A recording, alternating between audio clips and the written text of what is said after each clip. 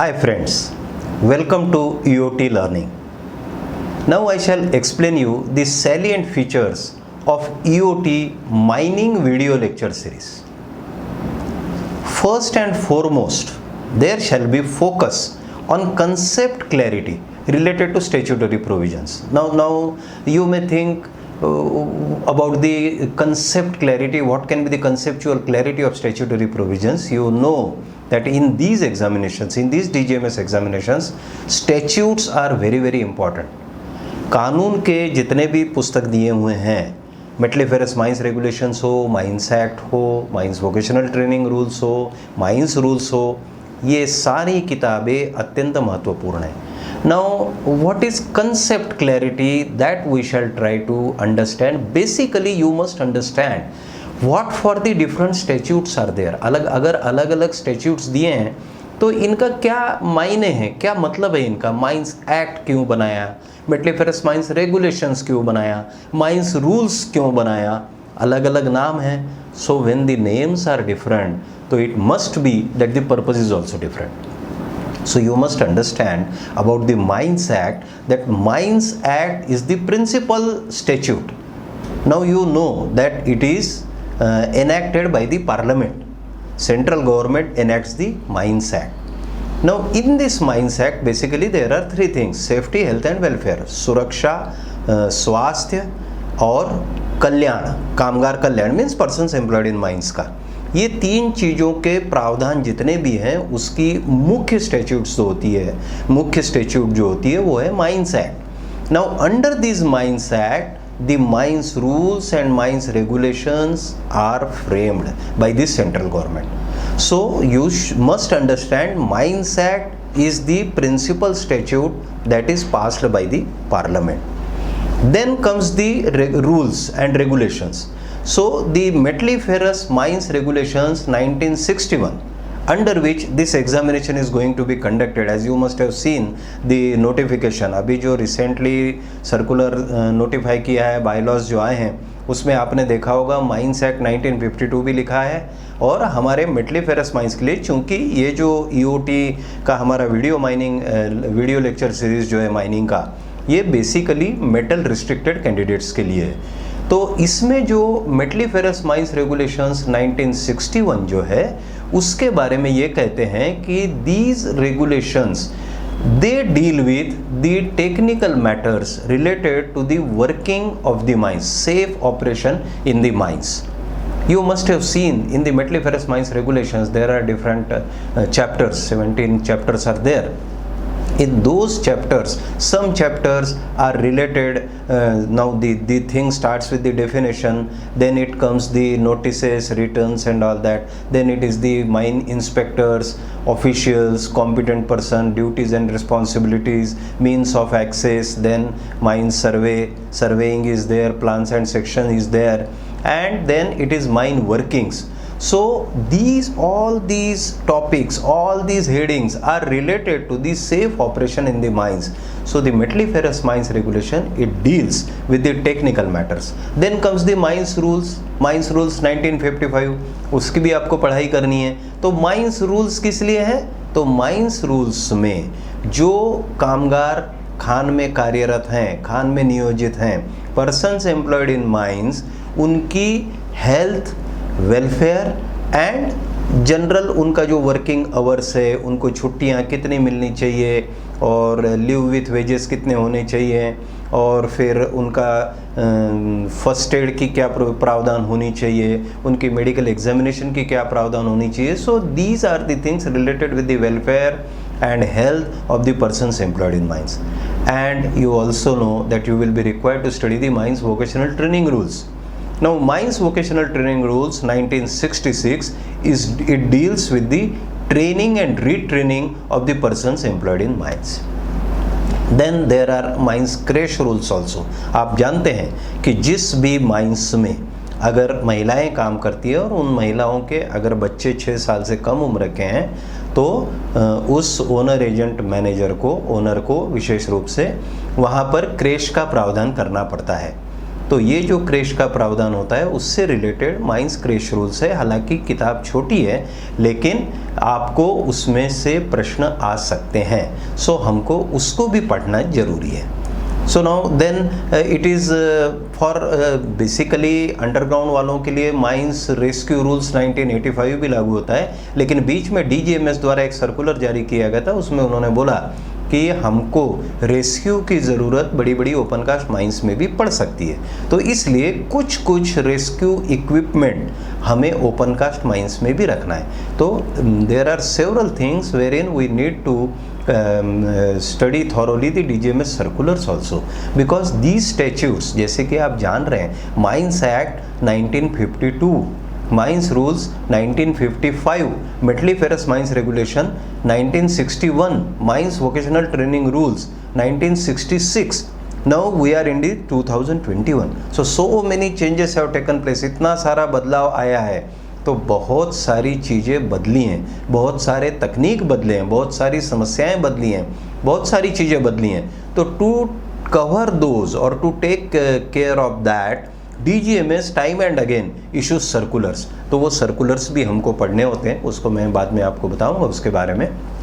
फिर हम लोग, as you know, electricity is extensively used in our mines, and as far as safety of persons is concern, electricity बहुत मायने रखती है। इलेक्ट्रिसिटी से होने वाली दुर्घटना अक्सर जानलेवा दुर्घटना होती है, it is mostly a fatal accident. So we are govern by the central electricity, CEAR कहते हैं उसको, सेंट्रल इलेक्ट्रिसिटी अथॉरिटी रेगुलेशंस 2010। सो उसके भी कुछ प्रावधान हैं जो हमको परीक्षा के दृष्टि से अत्यंत महत्वपूर्ण है, तो उन प्रावधानों को भी हमको समझना है।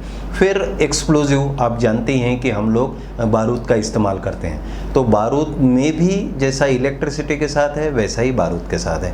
बारूद से होने वाली खतरा या बारूद के इस्तेमाल में, ट्रांसपोर्ट में कुछ भी अगर चूक हो जाए तो उसका जो भुगतना जो पड़ेगा वो उसमें आप जान को खतरा हो सकता है। तो एक्सप्लोजिव रूल्स 2008 से रिलेटेड कुछ कुछ जो प्रावधान है वो भी परीक्षा के दृष्टि से हमें बहुत इंपॉर्टेंट है। फिर बात आती है फैक्ट्रीज एक्ट की। हमारे मन में आ सकता है कि हम फैक्ट्रीज एक्ट बेसिकली क्यों पढ़े, क्योंकि मैं ये जो आपको नाम गिना रहा हूँ, अगर आप dgms.gov.in ये DGMS की वेबसाइट पर जाएंगे तो वहाँ लेजिस्लेशन पर क्लिक करेंगे तो आपको ये सारे नाम दिखेंगे। तो जब DGMS ने नोटिफाई किया है कि these are the regulations which are statutes which are applicable to the mines, so we need to take care of that when we are preparing for the examination.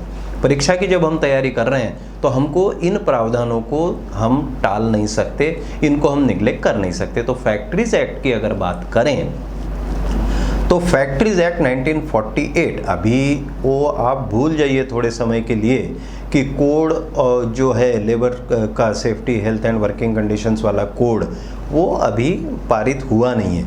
सो हम लोगों को इसलिए अभी फैक्ट्रीज एक्ट 1948 ही बोलना पड़ता है। इस फैक्ट्रीज एक्ट 1948 के जो चैप्टर 3 एंड चैप्टर 4 है, those are mostly applicable to the mine workshop and plants that are situated in the mine। Mine की आप जो परिभाषा के अंतर आता है, अगर आप जानते हैं कि माइंस एक्ट में माइन की परिभाषा दी हुई है, उस परिभाषा के अंतर्गत जो जो एरिया आता है उस एरिया में अगर आपका वर्कशॉप या प्लांट आता है तो उसको फैक्ट्रीज एक्ट 1948 के चैप्टर 3 एंड चैप्टर 4 विशेष करके लागू होते हैं। They are related to health and safety during the operation and working of the machines in the workshop. Now अब कई बार हमारे मन में आएगा, देखो अभी मोटा मोटी हमने तो देख लिया कि mines act is the act of parliament, metalliferous mines regulation technical matters, mines rules जो होता है वो लेबर के वेलफेयर के लिए, हेल्थ के लिए और timing and leave and other things उसके लिए होता है। फिर हमने ये भी देखा वोकेशनल ट्रेनिंग रूल्स जो है it is related to the training of the workers. Then what we saw, Central Electricity Authority regulations, it is related to the electricity supply, measures related to electricity supply and use of electricity and all that. So then Factories Act also we are required to study the particularly the chapter 3 and 4। बहुत ज़्यादा chapter नहीं है, उसको मैं आपको बताऊंगा कि उसमें का मेन चीज़ें क्या हमको पढ़नी होती है। अब जो हम शुरुआत करते हैं ये तो जस्ट एक ब्रॉड आउटलाइन हो गई कि कौन सा रेगुलेशन किस पर्पस से है और क्यों वो बनाया गया और क्यों अलग अलग नाम दिए गए। अभी हम बात करें अगर माइंस एक्ट की और हमारे परीक्षा की, तो कई बार परीक्षाओं में एक प्रश्न इस प्रकार का, अभी तो ये MCQs की एग्जामिनेशन आपकी मल्टीपल चॉइस क्वेश्चंस की एग्जामिनेशन हो गई है, तो इस मल्टीपल चॉइस क्वेश्चंस की एग्जामिनेशन में आपको प्रश्न पूछा जा सकता है। उदाहरण के लिए ओनर के बारे में कोई प्रश्न आ सकता है, ओनर की डेफिनेशन से रिलेटेड, क्योंकि आपने देखा होगा कोई भी जो स्टैट्यूटरी बुक्स होती हैं, स्टैट्यूट होते हैं, they start with the first chapter which is definition. So that study of those definitions is also very very important from examination point of view. Now let us think about the definition of owner. For example, just आपको clarity जो होती है ना कि statute की clarity क्या चीज़ होती है जो हम आपको करवाएंगे, उसके एग्जाम्पल देने के लिए मैं आपको बोल रहा हूँ कि ओनर की आप परिभाषा के बारे में थोड़ा सा विचार कीजिए. ओनर आप जानते हैं कि ओनर की परिभाषा में लिखा हुआ है कि owner when used in relation to a mine means, ऐसा करके उन्होंने उसकी परिभाषा की शुरुआत की है. उसमें वो बोलते हैं कि 3 चीज़ें मुख्य रूप से दी है. एक बोला है इमीडिएट प्रोप्राइटर और लेजी और ऑक्यूपायर ऑफ द माइन और एनी पार्ट देयर ऑफ. कौन? इमीडिएट प्रोप्राइटर और लेजी और ऑक्यूपायर, जो उसका मतलब जिसने वो उस माइन का वर्किंग जो है वो कर रहा है, शुरू किया है, देख रहा है. Who is proprietor of that firm, he is also owner. और the lease area is in his name, so he is also owner. और he is the occupier of that area, means he is physically in possession of that, so he is taken to be he will be taken as owner as per the definition. Second part, in the second part they say liquidator or receiver. Okay, liquidator और receiver का मतलब क्या होता है? जिस व्यक्ति ने उस उद्योग में पैसा लगाया हुआ है, जो खुद उसके लिए पैसा लगा रहा है या उससे होने वाले प्रॉफिट का जो हकदार है, ठीक है, रिसीवर. बट उसमें उन्होंने एक प्रावधान और दिया है कि but does not include a person who merely receives a royalty, rent or fine from the mine. क्योंकि ये इसलिए दिया हुआ है उन्होंने कि आप जानते हैं कि रॉयल्टी लेने वाला जो होता है या रेंट लेने वाला, ग्राउंड रेंट वाली जो अथॉरिटी होती है, दैट इज स्टेट गवर्नमेंट, और it in some cases it may be some district authority who are getting benefit from that mine. So since they are also getting monetary benefit, तो वो receiver की परिभाषा में नहीं आएंगे. वो उसमें इन्होंने क्लियर करके उसमें लिखा हुआ है. और ये भी लिखा हुआ है कि और is merely the owner of the soil, मतलब ऊपर में उसका खेत है, कोई अंडरग्राउंड माइंस है तो ऊपर में हो सकता है खेत है और उसके उन्होंने राइट्स नहीं लिए होंगे, सरफेस राइट्स की ज़रूरत नहीं पड़ी, तो since he is the occupier of that area so he won't become a owner. So वो क्लैरिफिकेशन इसमें दिया हुआ है. And who is not interested in the minerals of the mine, जिसको उसके अंदर से निकलने वाले खनिज में कोई दिलचस्पी नहीं है, वो ओनर की परिभाषा में नहीं आएगा. ये उसमें डेफिनेशन में उन्होंने दिया है. और थर्ड पॉइंट में उस डेफिनेशन में लिखा है एनी कॉन्ट्रैक्टर और सब lazy for the working of A mine और एनी पार्ट देयर ऑफ, ऐसा करके उन्होंने दिया है. अब अगर हम ये समझ जाएं कि ओनर की डेफिनेशन क्या है, बहुत अच्छे से समझ जाएं जैसे अभी हमने आपको बताया, तो उसके ऊपर आने वाले क्वेश्चन जो है वो उससे आप उसका उत्तर देने के लिए आपको बड़ी सहायता हो सकती है अगर आपके कंसेप्ट्स क्लियर है ओनर की डेफिनेशन के बारे में. फॉर एग्जांपल, ऐसा मान के चलिए कि एग्जामिनेशन में एक सवाल आया, which of the following may not be the owner of A mine. कभी भी ध्यान रखेंगे, आपको प्रश्न जो है वो बहुत अच्छे से पढ़ना है. May be, may not be, this type of tricky things are there.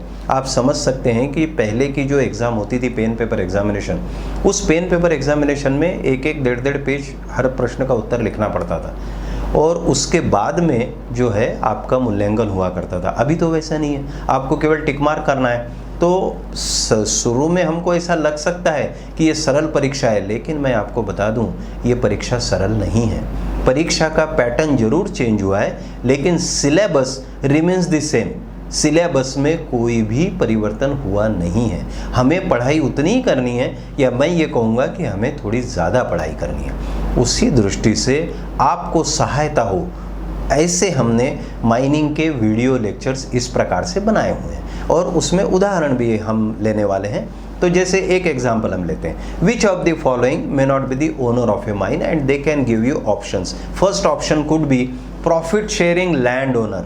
The second option is land austee, granted appointment in the mine. Okay. The third option is mine developer cum operator, MDO. The fourth option is leaseholder of the mining area. And the fifth option, as it is with many of the MCQs, none of the above. Now the question is, which of the following may not be the owner of a mine? And while attempting or while trying to choose the correct option, we need to understand, we need to have correct concept about the definition of the owner. Now the first option is profit sharing landowner. So this is very much a owner, because it covers under the definition, it is covered by liquidator or receiver. Second is the land austee, granted appointment in the mine. Now you know, at many times the जिसको विस्थापित कहते हैं, उनकी ज़मीन ली जाती है, और ज़मीन जिनकी ली जाती है तो कुछ एग्रीमेंट होती है, उस एग्रीमेंट में हो सकता है उन्हें पैसे दें और कॉम्पेंसेटरी ज़मीन दें या उनको अपॉइंटमेंट दें, whatever the agreement is there. So he is now in this case, in this particular case, they say he has been granted appointment in the mine. So can he continue to be the owner? Because the question is who may not be the owner. Can he continue to the owner? So इस option को थोड़ी देर के लिए हम अभी attempt नहीं करेंगे, लेकिन बाजू रख देंगे.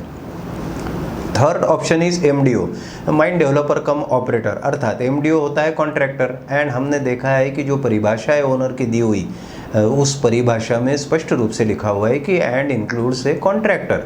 सो contractor is very much a owner. So may not be owner में ये भी ऑप्शन नहीं आएगा. फिर D is lease holder of the mining area, lessee. So lease holder तो he is very much owner of the mine. So this option is also ruled out, and none of the above. Now we have the choice between either none of the above or land austee, granted appointment in the mine. So I think we can choose land austee, granted appointment in the mine. So this way, while preparing, while helping you to prepare for the examination, we shall be focusing thoroughly in details on all these concepts related to the various provisions which are very, very important from examination point of view. Then about the type of examination, as you know, very recently on 11th of August, they had issued, they had notified in the new bylaws of the examination. Now as per the bylaws, in those bylaws they have already given the who can appear in the examination, etc. So that is, there is not much difference or no difference at all. It is as it was previous, but as far as the type of examination they have mentioned. So now they have written there that the examination for each subject shall consist of a computer based test of 3 hours duration. Formerly it was 2 hours duration. अभी 3 घंटे की हमारी computer based test होने वाली हैं. और जो खैर ठीक है, उन्होंने जो दूसरा पॉइंट लिखा है, questions for each shall be submitted to the board. आप तो जानती हैं कि अभी जो इस समय में बोर्ड यानी बोर्ड ऑफ माइनिंग एग्जामिनेशन होता है, आगे चल के अगर हमारा वो कोड, लेबर कोड अगर पारित होता है तो उसमें एक अलग परिभाषा दी हुई है बोर्ड की, लेकिन आज की तारीख में तो बोर्ड का अर्थ होता है बोर्ड ऑफ माइनिंग एग्जामिनेशन. तो नेचुरली जो फाइनल जो सेट ऑफ क्वेश्चंस होते हैं वो तो रेटिफाई किए जाएंगे हमारे बोर्ड के द्वारा ही. और फिर जो मार्क्स हैं, मार्क्स के बारे में उन्होंने लिखा हुआ है कि हर सब्जेक्ट जो है उसमें 150 मार्क्स होंगे. आप जानती हैं कि MML GS होता है, mine management legislation and general safety, फिर वेनिंग एंड वर्किंग होता है, और फिर ventilation, Fyers and gas and dust and all, वो सब जो है उसके लिए एक पेपर होता है जो अनरिस्ट्रिक्टेड वाले अपीयर होते हैं. माइन सर्वेइंग का होता है, माइनिंग मशीनरी होता है, ऐसे अलग अलग सब्जेक्ट है. तो हर सब्जेक्ट की जो कंप्यूटर बेस्ड टेस्ट है वो 3 आवर्स ड्यूरेशन की होगी और मैक्सिमम मार्क्स विल बी 150. और पास होने के लिए जैसा पहले 50% था वैसा ही प्रावधान रखा है इन्होंने.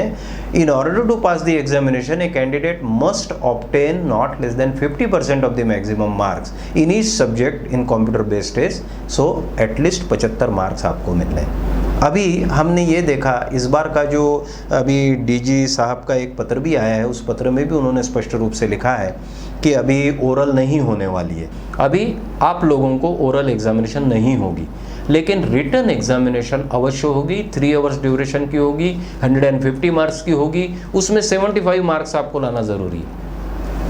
जिस समय में देखिए एग्ज़ाम अपीयर करना, स्टडी तो करनी ही पड़ती है, लेकिन it is a skill and you have to be very very intelligent. You have to give the examination, appear the attempt the questions intelligently, okay, because you should not lose your marks while attempting those or while opting for those options for which you are not confident, क्योंकि आपका किया है किराए पर पानी फिर सकता है।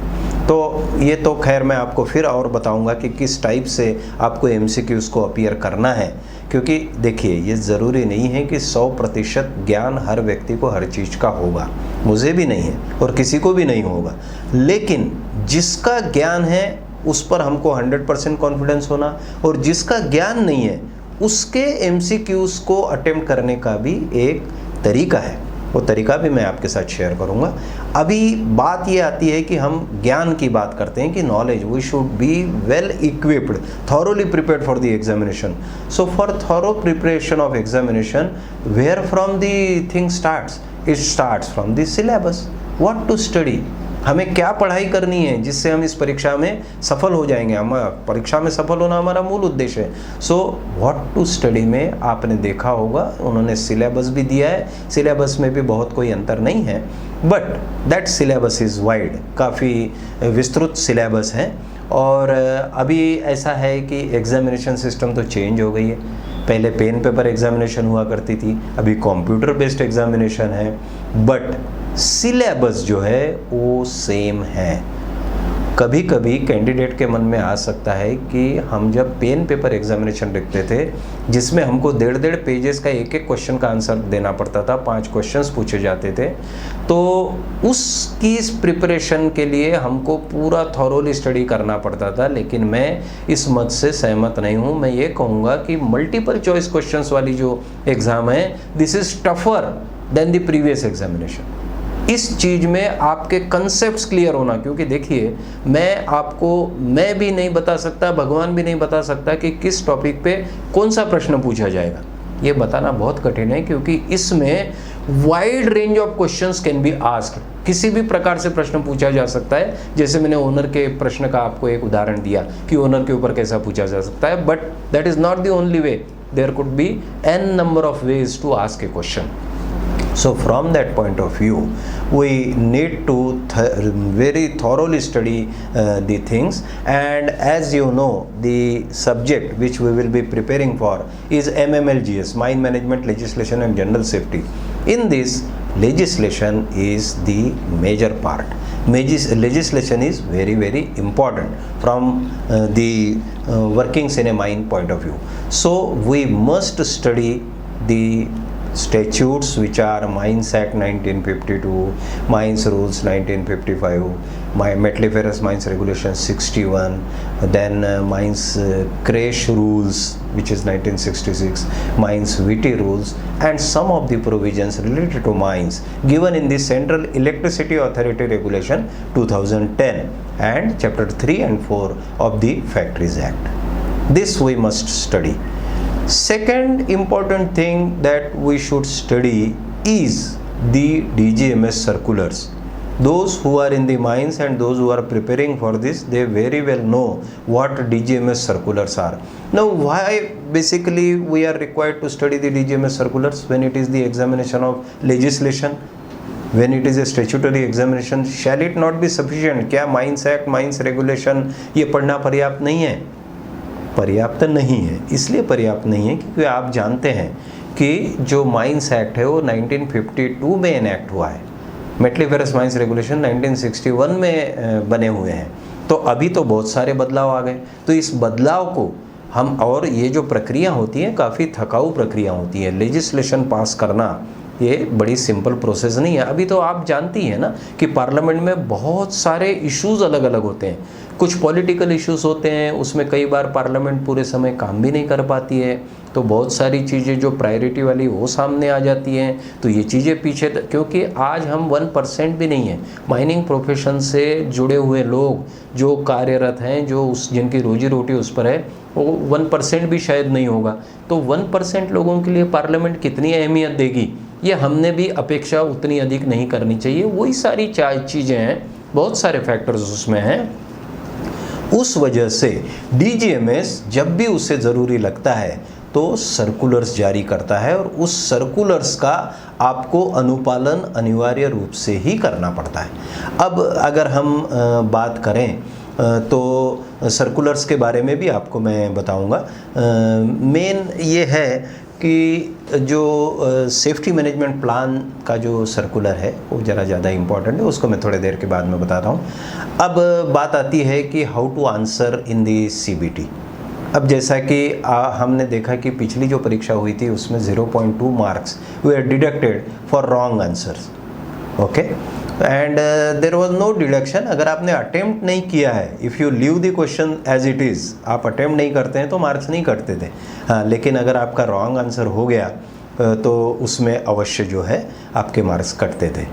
तो इसमें हमारे लिए choosing the correct answer becomes very very important. तो इसकी टिप्स के लिए मैं इतना कहूँगा कि नॉर्मली जो एमसीक्यूज़ के लिए जो हथकंडा अपनाया जाता है, जो टिप्स अपनाई जाती है, वो है एलिमिनेशन मेथड। एलिमिनेशन मेथड क्या है? एलिमिनेशन मेथड में ऐसा होता है कि आप जानते ही हैं कि आपके जो प्रश्न के 5 ऑप्शंस दिए हुए हैं उन 5 ऑप्शंस में कोई भी एक ऑप्शन सही होता है, बाकी 4 ऑप्शंस जो है वो सही नहीं होते हैं, वो गलत होते हैं।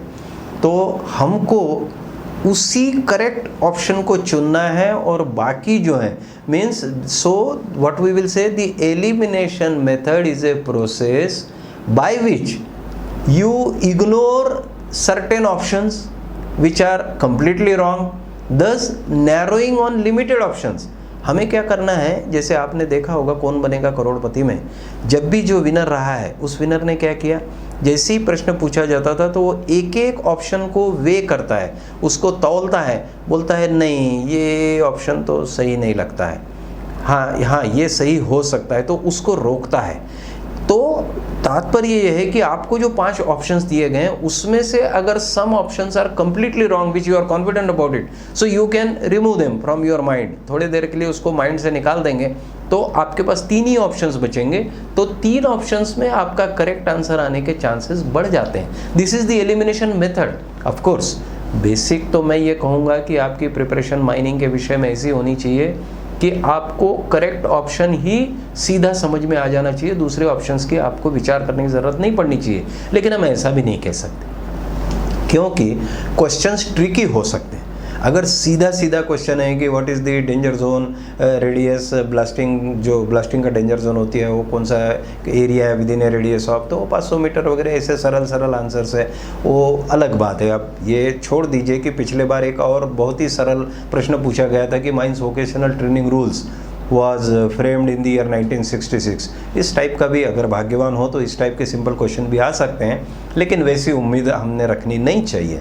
तो उस केस में आपको ईच एंड एवरी ऑप्शन को थॉरोली समझना पड़ेगा। अभी now in our coaching we will be adopting this method only which will be a mix of Hindi and English. You may call it English. The reason is that why we are opting for more of English, because the question paper will be in English, the options will be in English. So I want the candidate to be well conversant with the English language, because unless you understand the question properly you won't be able to answer it। लेकिन बीच बीच में हिंदी भी इसलिए बताना है कि हमको concept clear करनी है। आपकी कंसेप्ट क्लियर करने के लिए हम केवल हिंदी यूज़ कर रहे हैं, लेकिन परीक्षा की दृष्टि से कहेंगे तो अंग्रेजी काफ़ी अहमियत रखती है और काफ़ी इम्पॉर्टेंट होती है। तो अभी जैसा हमने देखा एक और उदाहरण लेते हैं हम, है ना, जैसे अभी आपको एलिमिनेशन मेथड समझाने के लिए एक उदाहरण लेते हैं। उदाहरण के लिए प्रश्न है which of the following is a mining statistical accident. आप जानते हैं कि माइनिंग जो एक्सीडेंट होते हैं तो यूँ तो सीरियस बॉडीली इंजरी आप जानते ही हैं, माइनर इंजरी जानते हैं, फैटल एक्सीडेंट जानते हैं, 3 up to 3 persons killed fatal accident कहलाता है। 3 से ज़्यादा लोगों की मृत्यु किसी दुर्घटना में हो जाए लेकिन 10 से कम हो तो मेजर एक्सीडेंट कहलाता है। 10 and above डिज़ास्टर कहलाता है। ये एक्सीडेंट की परिभाषाएं हम तो जानते ही हैं, लेकिन साथ में और एक परिभाषा भी है। इसके लिए भी DGMS had issued a circular and that according to that circular they have clarified about three categories of accident. Categorization of accident is perhaps the title of the circular. Mining statistical accident, mining non-statistical accident, and non-mining accident. Now since after passing this examination you are going to become a mine manager, and it is the prime responsibility of the mine manager to compile the data, statistics and everything related to the accidents and report the accidents, etc. You know, it is a very big responsibility on the mine owner, agent and manager. So from that point of view, the examiner may want whether your concepts about the categorization of mining accidents are clear or not. And say for example, if the question is which of the following is a mining statistical accident, the option could be A. Mine employee after reporting to duty complains of chest pain and dies on way to hospital due to heart failure. अभी इस प्रकार की घटनाएं, दुर्घटनाएं तो mines में होती हैं, हमारे भी माइनिंग जीवन में हुई है इस प्रकार की घटनाएं कि कोई व्यक्ति आया ड्यूटी के ऊपर और अचानक उसके छाती में दर्द चालू हो गया, पसीना आया, और उसको जब हम हो सकता है वर्कशॉप में रिपोर्ट किया हुआ हो, अस्पताल थोड़ी सी दूर हो, अस्पताल जब तक उसको पहुंचाएं तो ही वॉज ब्रॉट डेड, तो डॉक्टर बोला कि while on way he has died. ऐसी सिचुएशन हो सकती है, तो क्या हम उसे माइनिंग स्टैटिस्टिकल एक्सीडेंट लेंगे? दूसरा ऑप्शन हो सकता है ए विलेजर। आप जानते ही हैं कि माइंस जहाँ भी होती हैं तो कई बार गांव जो है नज़दीक होते हैं, कई बार जो विलेजर्स हैं माइनिंग एरिया से गुजरते हैं, रोकने के बाद भी गुजरते हैं, चोरी चुप के गुजरते हैं, फेंसिंग तोड़ के गुजरते हैं। सो विलेजर उदाहरण उन्होंने दिया, villager is hit by fly rock, blasting में फ्लाई रॉक उड़ सकती है, with in the mining lease beyond danger zone. अब डेंजर जोन में तो लाल झंडी वंडी लगा कर रखी हुई थी और कुछ ऐसा हो गया, एक कल्पना है, ये एक उदाहरण ऐसे आ गया कि 500 मीटर के बाहर में वो पत्थर उछट कर चला गया और किसी विलेजर को हिट किया। The villager is hit by fly rock within the mining lease. You see there are two types of lease. आपको ये समझना होगा कि माइनिंग लीज क्या होती है और लीज टोटल क्या होती है। देखिए दो टाइप की लीज होती है, एक लीज होती है which is granted by the state government, okay, and another lease is the another, you see, मतलब mining lease that has been granted by the state government, but there can be a situation where in the mine boundary, there are two types of boundaries, one is lease boundary, another is mine boundary. So if the accident takes place within the mining boundary, right, so it will come definitely under the definition of mine and other. Now here the question is villager is hit by fly rock within the mining lease, so it's not it's again a question to be thought over it. Beyond danger zone, it is definitely beyond the danger zone, which is a radius of 500 meter from the blast site. So whether it is a mining statistical accident, that they want to know. Third option they have given is dumper operator of a loaded dumper dies due to fall of the dumper from upper bench to lower bench. Now this is a situation wherein many accidents have taken place, and you must have seen in the dgms.gov.in there is one window is there, alerts and hazards. So if you click at alerts and hazards, you will find the description of some recent accident, but it is a short description and at times there is a photo also.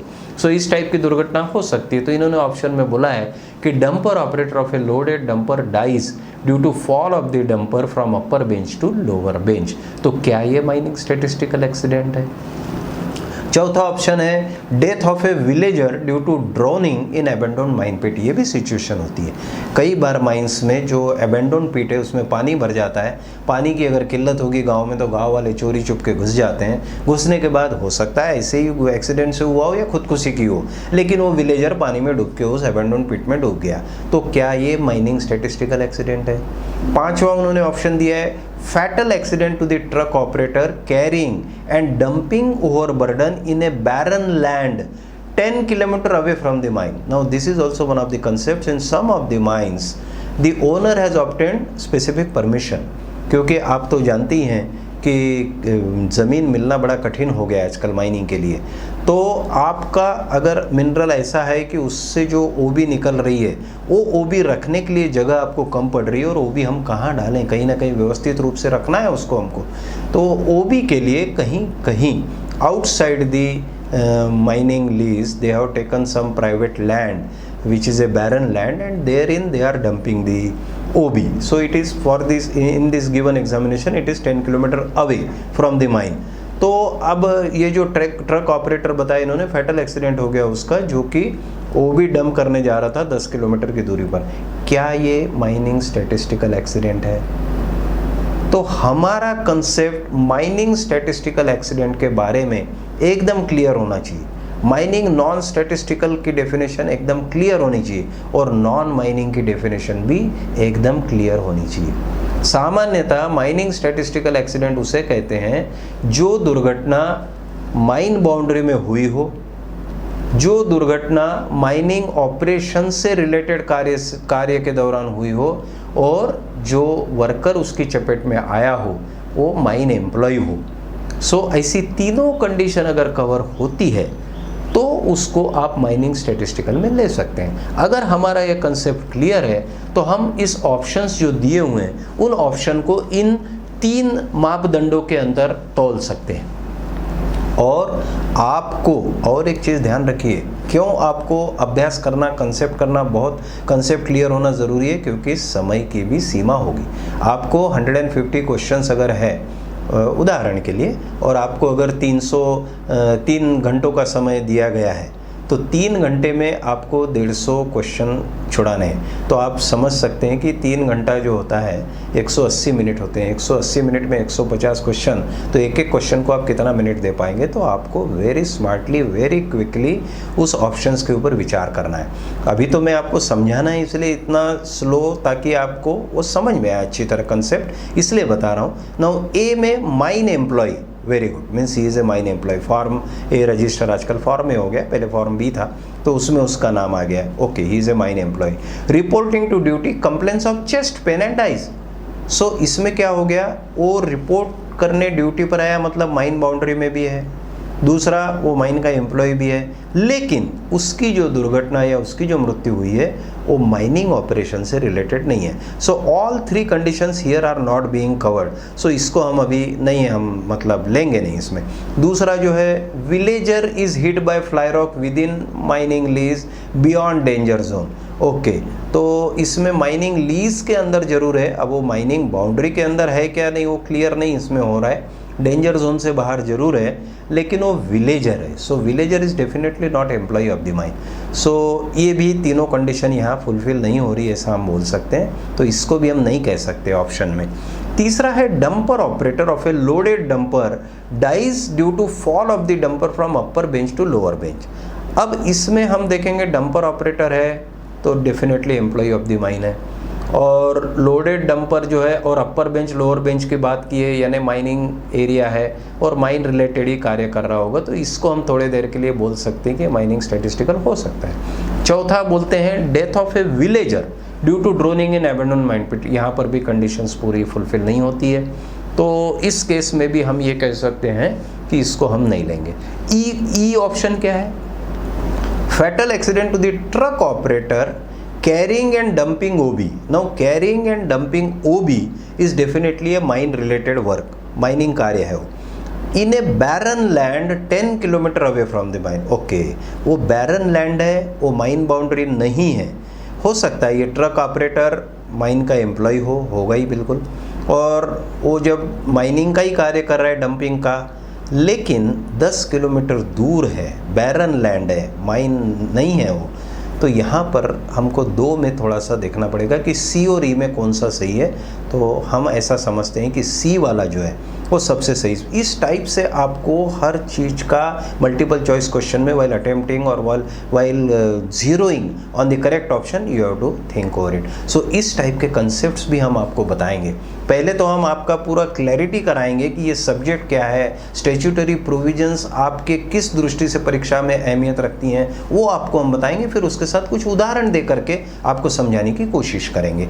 इसीलिए आपको ये salient features हमारे जो EOT learning के mining video lecture series के इसीलिए बताए जा रहे हैं कि ताकि आपको रजिस्ट्रेशन तो आप फ्री में कर सकते हैं, लेकिन जब भी आप हमारा कोर्स ज्वाइन करेंगे तो you should take a informed decision. जल्दबाजी में कोई डिसीजन आप न लें और आप ये समझ लें कि यहाँ पर मैं अगर ज्वाइन करूँगा तो मुझे मेरी परीक्षा के लिए फ़ायदा होगा, आपकी परीक्षा को फ़ायदा हो, यही हमारा उद्देश्य है और आपको सफलता मिले, यही हमारी अभिलाषा है। नेक्स्ट जो सैलेंट फीचर आप देखेंगे हमारा, उसमें ये दिया हुआ है कि हमारे जो वीडियो लेक्चर्स है ये हमारे इन हाउस टीम ने बनाए हैं। सीनियर एकेडमिशियंस भी है इसमें, इसलिए सीनियर एकेडमिशियंस की मदद लेनी पड़ती है, क्योंकि जैसा कि आप जानते हैं हमारा जो U2 लर्निंग ऐप है ये हम स्कूली बच्चों के लिए भी ऐप्स बनाते हैं। 5वीं से लेकर 10वीं तक और स्टेट बोर्ड और सेंट्रल बोर्ड, इन सारे और सारे विषयों के हम लोग बच्चों के ऐप बनाते हैं। तो वो एकेडमिशियंस भी हमारे साथ जुड़े हुए हैं, टेक्नोलॉजी एक्सपर्ट्स भी हैं, क्योंकि इसमें तो काफ़ी टेक्नोलॉजी की ज़रूरत पड़ती है, तो वो भी टीम हमारे पास है। और माइनिंग प्रोफेशनल से जुड़े हुए जो एक्सपर्ट लोग हैं जिनका काफ़ी अनुभव रहा है माइंस में, मैं संदीप जोशी, मेरा भी 30 साल से अधिक का अनुभव है। मैं मेटलीफेरस माइंस में I am a first class unrestricted mine manager and competency certificate की अगर बात करें तो मुझे शुरू से ही कॉम्पिटेंसी सर्टिफिकेट के कैंडिडेट्स को पढ़ाने का शौक़ रहा है और अभी कुछ वर्षों से तो मैं टोटली वो काम कर रहा हूँ। और by way of our work and various जो हमको कार्य जो हमने किए हैं उस दौरान रिसेंटली भी कुछ माइंस में हम विज़िट किए हैं। Safety audit, risk assessment, safety management plan बनाने में भी मेरी अच्छा उसमें भूमिका रही है, तो उसके चलते तजुर्बा हमको हासिल होता गया। पेन पेपर एग्ज़ामिनेशन के लिए तो हम तैयारी कराते ही थे, लेकिन जैसे ही ये CBT एग्ज़ामिनेशन आई तो हमारे पास जो लोग हमें जानते थे उन्होंने हमसे रिक्वेस्ट किया कि सर, एक्चुअली लास्ट ईयर हमारा अनुभव ये था कि last year we had gone for the online lectures, और उस ऑनलाइन लेक्चर्स में लाइव लेक्चर्स वो होते थे और एक विशिष्ट पीरियड में, पर्टिकुलर पीरियड में हम लोगों ने वो लेक्चर्स रखे थे। तो उस समय भी बहुत सारे कैंडिडेट्स से हमको फीडबैक ये मिला कि सर ड्यूटी की वजह से हम लोग ज्वाइन नहीं कर पा रहे हैं। तो हम लोगों ने उसका एक रास्ता निकाला है, वे आउट निकाला है कि ये वीडियो लेक्चर्स हम आपको बना करके देंगे जो आप अपनी समय सुविधा के अनुसार एक बार नहीं बार बार देख सकते हैं। उसका भी आपको डिटेल्स में बताऊंगा। तो ये एक्चुअली ऐसा था कि हम लोग जब पहले परीक्षा की तैयारी कराते थे तो हम फिज़िकली बच्चों को बुलाया करते थे। हमारा मोस्टली नागपुर में क्लासेस हुआ करते थे, तो हम साथ में फिजिकली इंटरेक्शन हुआ करती थी। That is always better, but the present situation you know it does not permit, so the only option is to go for either online live sessions or go for video lectures, and I already described you some of the shortcomings with the online live session. Many of the candidates were deprived due to the shift timings, etc. And another thing is that with the mutual convenience for the mutual convenience of our faculty, because mutual convenience इसलिए हम कह रहे हैं कि as a faculty मैं भी उस particular समय के लिए जब मेरा लाइव लेक्चर होता था तो मैं भी बन जाता था। अभी मेरे पास में समय मिलता है तो मैं इस वीडियो लेक्चर को बहुत अच्छे से पढ़कर परख कर, कुछ करेक्शन करने हो तो वो करेक्शन करके आपको बेस्ट वाला चीज़ मैं आपको दे सकता हूँ जो आपके लिए सबसे बेनिफिशियल हो। तो उस दृष्टि से ये वीडियो लेक्चर सीरीज़ बनाई है और इस हमारे उद्यम की सफलता आप लोगों के रिस्पांस के ऊपर है, और जैसे जैसे आपका फीडबैक आएगा हम उसमें जितना भी हो सके इम्प्रूवमेंट ज़रूर करेंगे, क्योंकि परफेक्शन की तो कोई लिमिट होती नहीं है। नेक्स्ट इम्पॉर्टेंट चीज़ जो सैलिएंट फीचर्स में आती है वो gist of recent and important DGMS circulars, ये भी हम लोगों ने दिया हुआ है। तो जैसे मैंने आपको पहले बताया कि चूँकि हमारे स्टैट्यूट्स जो है दे वेयर फ्रेम्ड वे बैक, मतलब आज 50 और 70 साल पहले अगर कोई स्टैट्यूट बना हुआ हो तो आज बहुत सारे उसमें बदलाव आ सकते हैं। तो DGMS सर्कुलर्स परीक्षा के दृष्टि से अत्यंत महत्वपूर्ण है। Now we are going to have a special video lecture on these important DGMS circulars. Now for example, if I give you an example, the one such topic is safety management plan. Although the coal mines regulation 2017 has already been effective, it is already effective, so safety management plan has already been included in that. But as far as Metley-Ferris mines regulation is concerned, you must have read in the notification that this exam is being conducted under the Metley-Ferris mines regulation 1961. So under the MMR 1961, there is no safety management plan. So can you say that there won't be any question on safety management plan? Safety management plan is very, very important topic. And whether it is assistant manager, whether it is foreman, whether it is manager, whether it is engineer, whether it is anybody, everybody is to be involved in the preparation of the safety management plan. So there is likelihood that a few questions may appear in the examination related to the safety management plan. So I give you one example of the safety management plan, but there are many other circulars which have been issued by the DGMS which are of importance from examination point of view. So we shall definitely be covering those. Another salient feature, if you ask me, it is personalized learning and one-on-one doubt solving through call, chat and live broadcast. Regarding this, I'll like to tell you that we shall also designate, since these are the video lectures, in the online live sessions we had the opportunity, we had the scope to take your questions right then and there, and you could raise your hand and you could ask the questions and I could try to clarify your doubts. But here it won't be possible. So what we are doing is, we shall designate a particular day and time in each week to address any doubts or clarifications and for fruitful interaction. And as regard SMS is concerned or call is concerned, you will definitely be given the number of the faculty, and if the faculty is not in the lecture or not in the studio, then he will definitely answer you, or you can give a WhatsApp message also. That way also we will take care of, but particular one day in a week we shall designate for interactive session, and during those you have to note down whatever difficulties you found in the video lectures, and if you want any clarification you can certainly ask us. Then another highlight is unlimited access to the uploaded videos during the specified period. What we will be doing is, after registration you will be provided with the app, and after the if you opt for the course, if you opt for the coaching by duly clearing the dues, clearing the paying the fees and all that, then you will be provided access to our video lectures. Now these video lectures you won't be able to forward anywhere, you won't be able to download. That is certainly there, we are working on it, because that is very, very important. These are our copyrights, all these lectures are our copyrights, so there should not be any violation of any copyright. But once you become our candidate, at that time the permission granted to you will be in effect till the date of the examination, and whatever video lectures we are uploading covering the entire syllabus, those you can view as many times as you can. So that is one of the salient features. And so for free registration you have already been provided the link. So I'll request you to go for the free registration, do fill the Google form and become a part of e-learning through this EOT platform. And earnestly thank you very much for listening and wish you all the best for the examination. Thank you.